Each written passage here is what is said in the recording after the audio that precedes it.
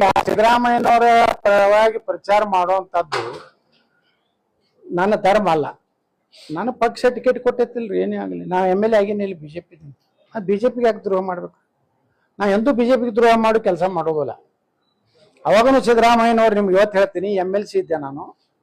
DS Shankaramurthy ಅವ್ರ ವಿರುದ್ಧ ವಿಶ್ವಾಸ ತಗೊಂಡ್ ಬಂದಿದ್ರು ವಿಧಾನಸಭೆಯಲ್ಲಿ, ವಿಧಾನ ಪರಿಷತ್ನಲ್ಲಿ. ಅವಾಗ ಸಮ ಇತ್ತು, BJP JDS ಒಂದ್ ಕಡೆ, ಕಾಂಗ್ರೆಸ್ ಒಂದ್ ಕಡೆ ಇತ್ತು. BJP JDS ಕೂಡಿದ್ರು ಈ ಕಡೆ ಕಾಂಗ್ರೆಸ್ ಈಕ್ವಲ್ ಹೊಟ್ಟಿದ್ದು. ಅವಾಗ MB ಪಾಟೀಲ್ ರೇ ನಾನು ಸಿದ್ದರಾಮಯ್ಯವ್ರ ಬಳಿ ಕರ್ಕೊಂಡು ಹೋದ್ರು. ಸಿದ್ದರಾಮಯ್ಯನವ್ರು ನನಗೇನು ಹೇಳಿದ್ರು, ನೋಡಿ ಯತ್ನಾಳ ನೀನು ಅವಿಶ್ವಾಸದ ಪರವಾಗಿ ನೀವು ಓಟ್ ಹಾಕು ಅಂತ ಹೇಳಿ. ನಾನು ಸಿದ್ದರಾಮಯ್ಯನವ್ರಿಗೆ ಹೇಳಿದೆ, ಸರ್ ನಾನು BJPಗೆ ಓಟ್ ಹಾಕ್ತೀನಿ, ಯಾಕಂದ್ರೆ ನಾ ಮೊದಲು ಮುಗ್ಲು BJP ಏನೋ ಹೊರಗೆ ಹಾಕ್ಯಾರ, ಏನೋ ನಾ ಪಕ್ಷೇತರ ಆರಿಸಿ ಬಂದೇನಂದ್ರೆ ತಪ್ಪಾಗ್ತದೆ. ಇಲ್ಲಪ್ಪ ನೀನು ಸಿಂದಗಿ ಅಥವಾ ದೇವರಪ್ಪರಿಗೆ ನೀನು ಕಾಂಗ್ರೆಸ್ನ ಟಿಕೆಟ್ ಕೊಡ್ತೀವಿ, ನಿನಗೆ ಎಷ್ಟು ಬೇಕಾದಷ್ಟು ಅನುದಾನ ಕೊಡ್ತೀವಿ ಅಂದ್ರೆ ನಾ ಹಾಕಲಿಲ್ಲ. ನನ್ನ ಒಂದು ಓಟ್ನಿಂದ DS ಶಂಕರಮೂರ್ತಿಯವರು ವಿಶ್ವಾಸಮತ ಗೆದ್ರು. ಅದಕ್ಕೆ ಸಂದರ್ಭ ಬಂದಾಗ ನಾವು ನಮ್ಮ ಹಿಂದಿನವ್ರು ಏನು ಮಾಡ್ಯಾರ ಉಪಕಾರ ಸ್ಮರಣೆ ಮಾಡ್ಕೊಂತ ಮನುಷ್ಯತ್ವನ ಇರಬೇಕು.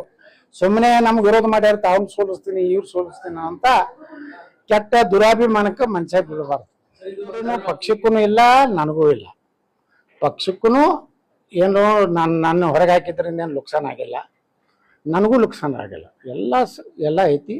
ಮುಂದೆ ಪಕ್ಷದ ಹೈಕಮಾಂಡ್ ಗುರ್ತಾಗ್ತೈತಿ. ಇವರೆಲ್ಲ ಹೇಳ್ತಾರಲ್ಲ, ಇಲ್ಲೆಲ್ಲ ಕೂತಾರಲ್ಲ, ಯತ್ನಾಳ್ ತಗೋಲಿಕ್ಕೆ ಅಂದ್ರೆ ಕಷ್ಟ ಆಗ್ತದೆ ಅಂತ ಹೇಳ್ತಾರಲ್ಲ, ಅವಾಗ